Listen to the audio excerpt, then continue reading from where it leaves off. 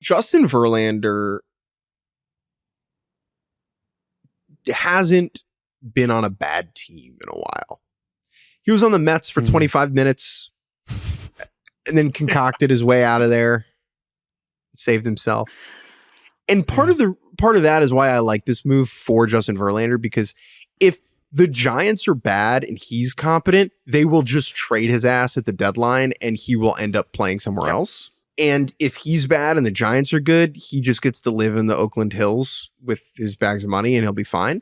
And I do think that he did not need to hold out for the last dollar here. He maybe could have got a little bit more money from a different team, but finding a place where he knew he had a rotation spot where he could prove that he's capable of still pitching in the major leagues at a competitive level, that was important for him. Now, you talk about his ability to make adjustments. And I think that from a theoretical level, that's great. But you have to physically be able to make the adjustments, Jordan. Like, if you can't touch your toes, it doesn't matter how much you want to touch your toes. Now, I'm not saying that Justin Verlander is some sort of physical bum at this point. Like, he's still an elite athlete. You did call him a grandpa. That was the first thing you said about him. It's not what I said. So. It just got me thinking about grandfatherhood, really. Oh, okay. Well, it is relevant. I mean, I can't dispute that. And this is part of why I tweeted about this today. Like, the list of pitchers who have started any amount of games at age 42 or older, he's going to turn 42 right before the season. It's a short list. And it involves a lot of outliers. But guess what? That's what Justin Verlander is. He fits into that group of Randy Johnson and Roger Clemens and Maddox and Smoltz and Glavine. And by the way, a lot of those guys sucked. Smoltz, Glavine, terrible in their age 42. They were done. Maddox, right? It was over. Roger Clemens was probably benefiting from some things and was still amazing. Randy Johnson hung on for a while. Bartolo's in there. And then you have the lefties who just can soft toss their way into their mid-40s. Verlander's not going to have that luxury, right? You can't, when you're right-handed, it's a lot harder to throw 91. But he starts throwing lefty. Or he starts throwing lefty, which again, I don't think that's on the table yet, but that would be one way out of this. The other fun thing about this is just, it is a very strange aesthetic fit. The orange part we get. Justin Verlander has not pitched in San Francisco since game 1 of the 2012 World Series. He only pitched there one other time in 2008. He's never been in Arizona spring training. Like, seeing him in Phoenix is like, again, this is like maybe a niche baseball thing that nobody cares about, but I do think about it, and I know players care about it.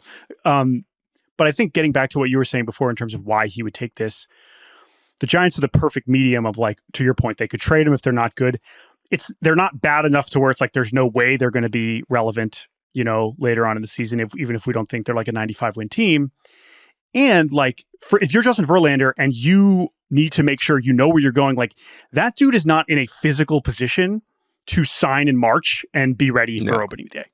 Like, that he needs to get in with he needs to start already collaborating with the training staff and understanding, like, this is how I am going to train and stay healthy and pitch and make 25 starts. So that conversation needs to start sooner rather than later. And I have to imagine if you're Max Scherzer, you're probably also thinking the same thing, and we'll see if that ends up happening. But I think that for Verlander, I have to imagine that also helped him kind of sign. Verlander has been very public about wanting to pitch until he is 45. And he has been very public about his desire to strive for 300 career wins. 300 wins used to be the threshold of elite upper echelon greatness. If you got to 300, you were in the Hall of Fame. Now, Verlander is going to be in the Hall of Fame anyway, and pitching and baseball has changed so dramatically over the last 20 years that 300 wins is no longer a realistic threshold for anybody at all, right? Because wins are goofy and no one pitches deep into games like they used to. That being said, Justin Verlander being the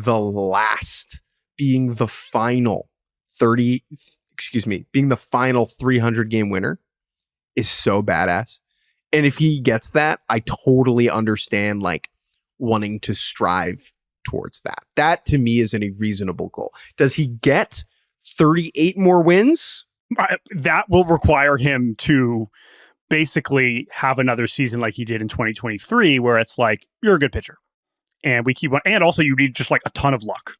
Like, he would need to luck into 12 wins this year and then clearly be healthy. San Francisco? Because otherwise, 38 more wins is San Francisco, though, good place to pitch.